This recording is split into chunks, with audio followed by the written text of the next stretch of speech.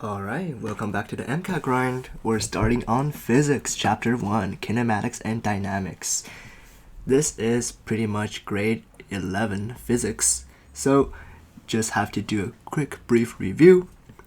On kinematics, the SI units are used by the MCAT, which is kilogram, meter, and second, and that's specifically for kinematics. For later chapters, you may see ATM and Pascal interchangeably being used for pressure units. And yeah, so for kinematics, we have velocities equals initial plus acceleration times time.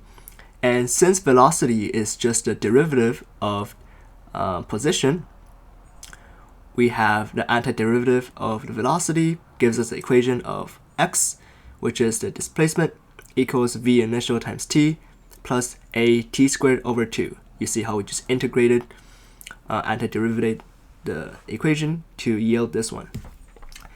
Now, if you aren't given a time in part of your question, it would be v squared equals v initial squared plus 2a, which is acceleration, times the displacement.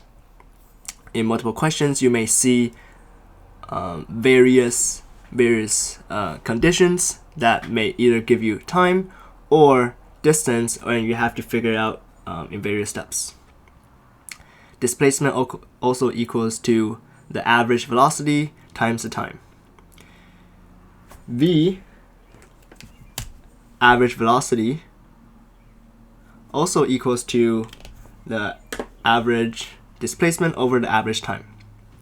Now, a key point on kinematics, most of the questions that are tricky, is looking at the velocity time graphs.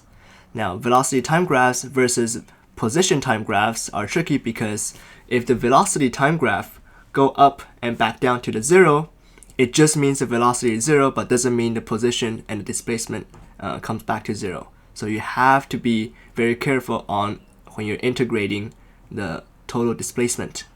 Remember, velocity is the derivative of displacement. So when you want to integrate the total position moved, if you want to find the total displacement that's zero, you have to integrate the top part and the bottom part of the velocity time graph. Now, we have Newton's law. The first law is forces net equals mass times acceleration equals 0 at rest or at constant velocity.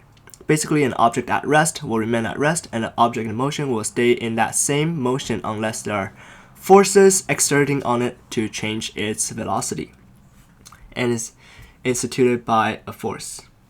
Now, the force net that will change the acceleration, according to the second law, will be dependent on its mass also and the size of that force, and will yield the resulting acceleration.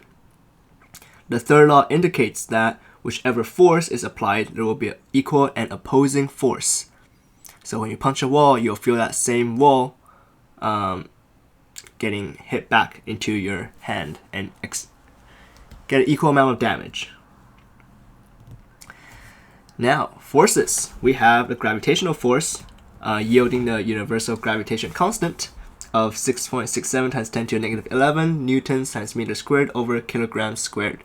That's G m1 m2 over r squared.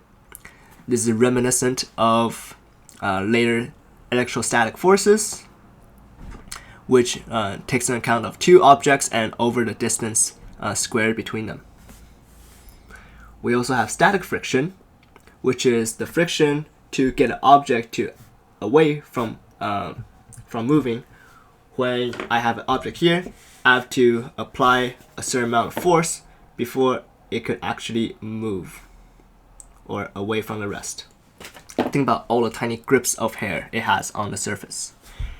Now, kinetic friction occurs when an object is in motion and is slowing down the object in motion.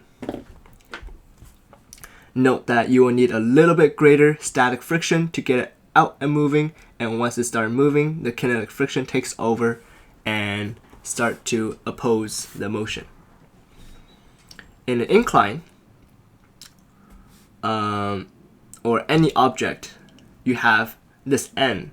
N stands for normal force. Normal force is basically the same, but in opposite direction of the force due to gravity.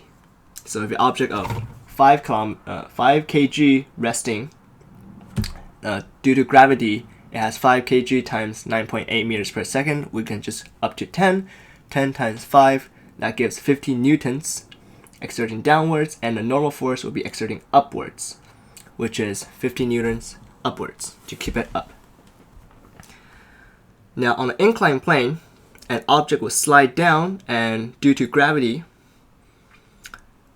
it would slide down, but the gravity component is not straight down because of the incline. The object cannot phase through the object and the slope, right?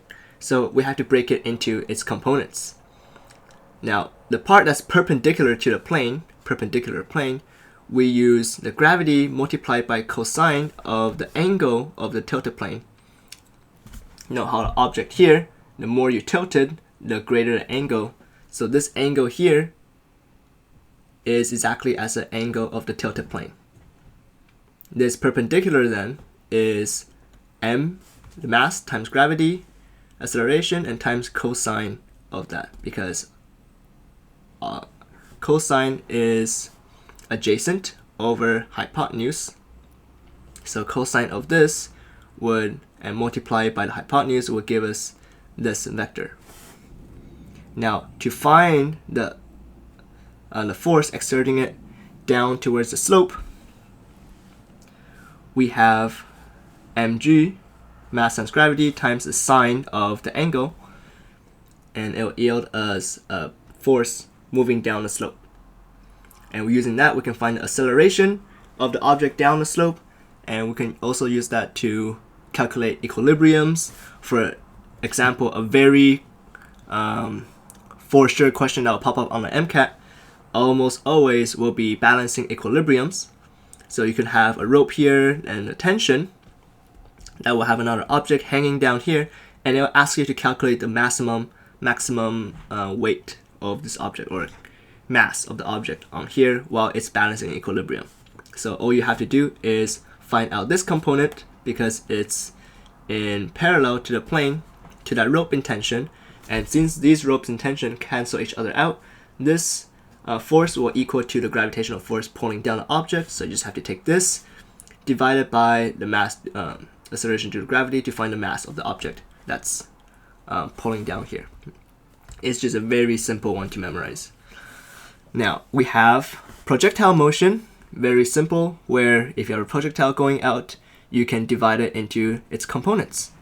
We have the velocity component multiplied by the cosine, as we said. So katoa, the adjacent over hypotenuse, give us cosine of this angle.